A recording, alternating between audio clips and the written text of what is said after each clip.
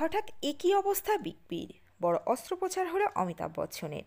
এখন কেমন আছেন অভিনেতা? নিজের ব্লগে অস্ত্রোপচার সম্পর্কে নিজেই জানিয়েছেন অমিতাভ। বিস্তারিত থাকছে আজকের এই প্রতিবেদনে। তো বন্ধুরা, অবশ্যই সম্পূর্ণ প্রতিবেদনটি দেখবেন। চ্যানেলে নতুন থাকলে চ্যানেলটিকে সাবস্ক্রাইব করে পাশে রাখা নোটিফিকেশন আইকনটি অল করে রাখবেন। আর আপনারা ঠিক কোন জায়গায় থেকে এই ভিডিওটি দেখছেন, জায়গাটির নাম আমাদের কমেন্ট বক্সে কমেন্ট করে জানান, যাতে করে আমরা আপনাদের ধন্যবাদ জানাতে পারি। বয়সকে তুড়ি মেরে এখনও কাজের মধ্যে ডুবে রয়েছেন তিনি। অমিতাভ বচ্চনের ফিটনেসে কাবু ৮ থেকে ৮০। যদিও সম্প্রতি অস্ত্রোপচার হয়েছে বিগ বির। নিজের ব্লগে অস্ত্রোপচার সম্পর্কে নিজেই জানিয়েছেন অমিতাভ। একটি হাতে অস্ত্রোপচার হয়েছে অমিতাভের। ইন্ডিয়ান স্ট্রিট প্রিমিয়ার লিগের লঞ্চের আগে তার শুটিং করছেন অমিতাভ বচ্চন। সঙ্গে রয়েছে অক্ষয় কুমার এবং দক্ষিণের সুপারস্টার সূর্যা।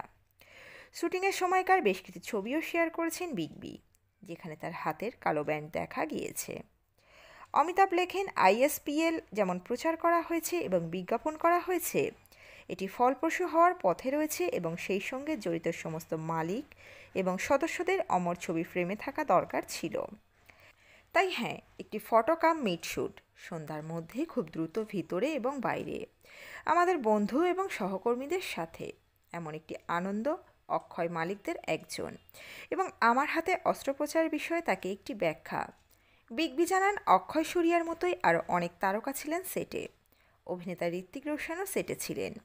তিনি ব্লগে আরও লেখেন, ঋত্বিক ওর পর্বের শ্যুট সেরে ফেলেছে, এবার একটা এনগেজমেন্টের জন্য প্রস্তুত হতে চলে গিয়েছে এবং আমরা নিজেদের শ্যুটের প্রস্তুতি নিচ্ছি। দক্ষিণের আমার অতি প্রিয় তারকা সূর্যাও রয়েছেন।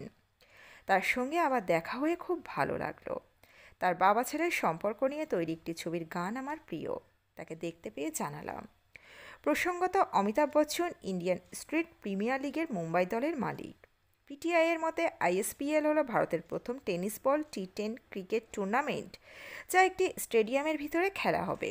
এটি 2রা মার্চ থেকে 9 মার্চ মুম্বাইতে অনুষ্ঠিত হওয়ার কথা রয়েছে।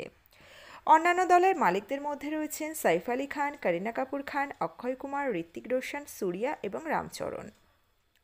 এটি 2রা মার্চ থেকে 9 মার্চ মুম্বাইতে অনুষ্ঠিত হওয়ার কথা রয়েছে। তো বন্ধুরা, এই পর্বে ছিল এতটুকুই। দ্রুত ফিরে আসছি নতুন কোনো পর্ব নিয়ে।